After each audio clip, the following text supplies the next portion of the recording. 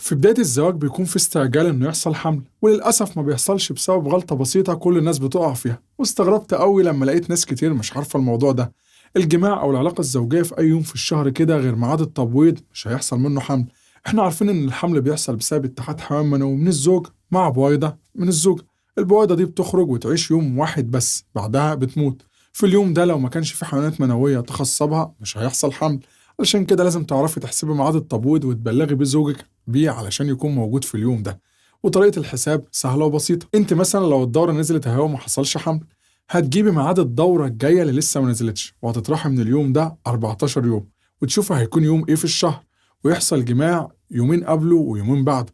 وبكده احنا هنكون غطينا الوقت اللي هتكون فيه البويضة نشيطة وكويسة ولسه ما ماتتش. يعني مثلا لو الدورة الجاية ميعادها يوم 30 6 في الشهر، اطرحي 14 من 30 هيديكي 16 6 في الشهر، يبقى الجماع هيكون يوم 14 و15.